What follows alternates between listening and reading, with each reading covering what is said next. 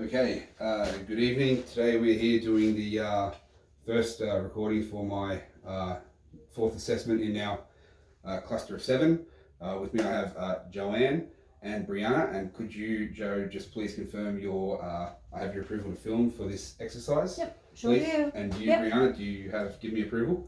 Yep. Yep, okay, wonderful, thank you.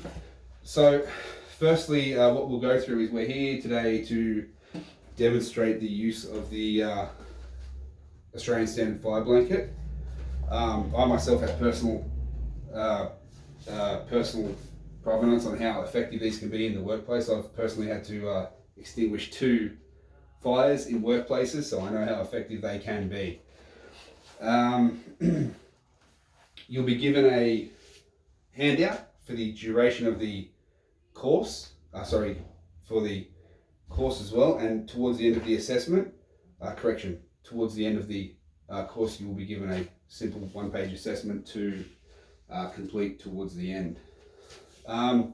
This is important for, as both of you know, in the workplace.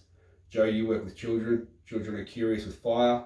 They could be playing with matches in a class, or yourself, you do home ec classes using, hot plates, stoves, a kitchen environment where these are actually, available to be used. So this training may very well help yourself. So at the end of this instruction period, you should be able to confidently and competently display the use of a fire blanket in 2 of the most prominent scenarios you will come across in the workplace. That being a basic B-class fire, being combustible liquids, which is, as I said before, on a stove, like oils, butters, things like that in a kitchen environment. And the second one will be example if someone has their clothing caught on fire. So Brianna, you may be exposed to that somewhere. Someone comes in with burns or has fuel on their clothing which is ignited. So they will be probably the 2 main things you'll be exposed to with this. Now, before we go on with the lesson, we'll just go over a little bit of housekeeping. So in the event of an emergency that we have to evacuate the building, we will exit through the door here on my right, your left. Just be aware there is a step here that's a trip hazard, so be careful of that. Turning left down the hallway, out the main entrance to the muster point on the grass out the front of the building. Everyone clear with that? Yes. Yep. Mm-hmm. All right, now no one here has any special learning needs or disabilities. No one here is epileptic or is going to be, everyone can read and write at the sort of same speed. There's no problems with anyone? Okay, great. Righto. Let's begin with the lesson. So I'll just give you both a 2-page handout, which you can keep along with the lesson with. Normally I'd use like an overhead projector. However, the size of the class being very small and the size of the classroom also being small, we haven't really allowed for that. So this will do until I need to use a larger class or I'm in another facility. Okay, so first things we're going to go through is where a fire blanket should be placed in a workplace. So basically it should be within 1 meter of an exit. So if, for example, if we were in here, it would be next to the door, either wall, or within 1 meter of not to be placed within 1 meter of somewhere where a fire may be. So for example, if you had a stove right here, you wouldn't put it above a stove. As if there's a fire flare up, you won't be able to access it. So once we've established where our fire blanket is, what we'll do is if there is an incident, for example, we may have before we move on with that, that's for example in a kitchen. If you're in an office environment, which I've experienced as well, I've worked in a government office before, you have what's called fire closets, and that's a small closet with a fire hose reel, an extinguisher, also a fire blanket and an emergency services phone, which fire wardens will use to communicate within the building. They will be in there in a office environment.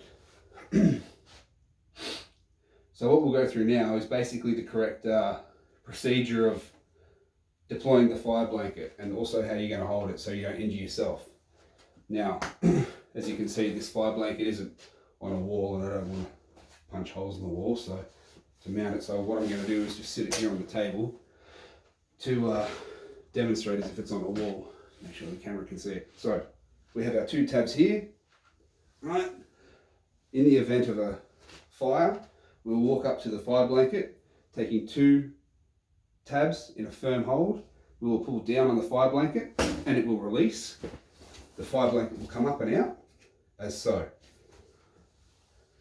Now, for instructional purposes, I have a saucepan here. And as you can imagine, I can't obviously put anything flammable in there and set fire to it in our current learning environment. So what we'll do is take the blanket by the tabs. You'll see they're actually not on the corners. You're going to put the blanket over your hands as such. All right? Once you walk up to your fire, you're going to have the blanket in front of you, protecting your hands and yourself, your face as well. You'll put the blanket over the saucepan and lay it down as such. And it's that easy. Then you step back and that should suffocate the fire. Okay? So that's the first scenario. Now in this case, what you actually have to do is to leave it on top of the saucepan for 30 minutes. Right? When you do that, don't leave it. Ensure someone is there as a reflash sentry. So what could happen is if you've left this, even for 30 minutes, it's highly unlikely that there will still be the required amount of heat to reflash. But if you take it off prematurely, you can re-expose oxygen and heat, oxygen, which is fuel to the fire. And if there's enough heat in there, it will reflash. So leave it for 30 minutes and don't touch it, okay? When 30 minutes has passed, when you're removing it from the saucepan, again, away from you. If it does reflash and it comes up in front of you, you've got the blanket here to protect you. Straight back over, another 30 minutes. Okay? So it's pretty straight. Oops. It's very straightforward. However, in the heat of the moment, with adrenaline going, it's very, very easy to forget, and your procedures and your safety will go out the window. Now, the second most common scenario which you will face is that being the event of a person catching on fire, as we discussed earlier. So what I'm going to do is I'm just going to refold this as best as I can so that we can have our 2 tabs facing out.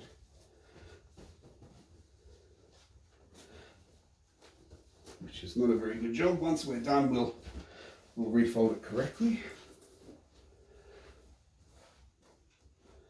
So for the purposes of this demonstration, we will have our 2 tabs again hanging out, although not as neatly folded as it will be in there.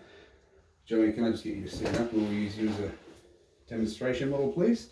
Now, for the purposes of demonstration, your clothing is ignited, right? It's burning up your arm. I know that'd obviously be much more panic. However, again, grab the 2 tabs, pull down, blanket up, over you, and then down, down, down, down. You'll be down on the ground, patting out the fire as such, and Jo will be rolling, covering herself in the blanket. Again, leave her on the ground, emergency recovery position. This is where first aid comes into it, which is a completely separate thing, okay? Leave her on there and call 000 immediately and begin first aid procedures if you have to. Thank you for that. Okay, are we both clear on that? Is there any questions? Anything not clear? No? Good. Okay, great. So what we might do is might get one of you to just demonstrate the use of a fire blanket on a saucepan. So who would like to do that? Okay. Great. So again, for the purposes of demonstration, because it'll take a lot of time to fold it up, 2 tabs there. Right, now, let's pretend you've got the saucepan here. Just step up. Okay, you're at work. Yep. And, oh my God, the saucepan is on fire. Oh my God. So, right, so yep. Holding the 2 tabs. Correct. Pulling downwards. That's it. And then up. And then... Ensure your hands are on the blanket and fold it back over your hands. That's it. So Back you're over. protected. I'm protected. There's your saucepan fire. Lay over. Perfect. And Step back. And then how long would we leave that? 30 minutes. Correct. Right, now, hypothetically, you've left that 30 minutes. Mm-hmm. You go to pick up the blanket. So I have someone with me, of course. Yep, someone with you is always good. Lifting it up. Right, reflash. What happens now? I put it back straight over. Perfect. And then you leave it another 30 minutes. bingo.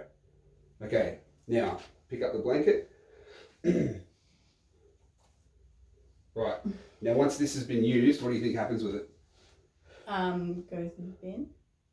Good. You cannot use these again. They must be thrown out and never to be restowed. Okay? Yep. Right. Now, Joanne, we'll get you to come up and you can be the person using the blanket. Brianna, we'll just get you to pretend you're on fire. So again, we will just very quickly fold this. It's getting worse as we go along. Where's the other tab? Right, now for the purposes of the exercise, here's the tabs. Okay. Okay, now, just step this way. Brianna, stand there. Right, now, oh my God, Brianna's on fire. Oh, Okay, okay, right, so. Pull the tabs. The tabs, yep. Down. Right, protect yourself, remember, because you're priority. Otherwise, if you get hurt, no one can help. Over you. Right, now. Cut it down. Yep. Yep, all Then good. if she's unconscious in a recovery position. Yep. And then what do we do immediately next? Ring 000. Perfect. Yep. Right. Okay, Okay, great. leave that on till. Yep, you can leave it on there. It's highly unlikely clothing will reflash. Okay. However, as we said before, you just start immediately applying first aid procedures. Alright. Great. Done. That was really good. Well done, guys. You saved. Yeah. Saved. Really good.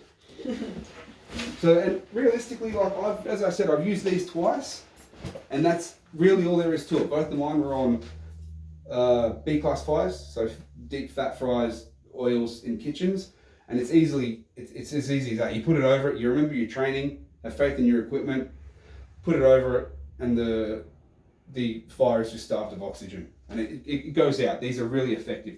They do what they're designed to do. Right, we're doing really good, guys. Okay, so with these, they must be to an Australian standard.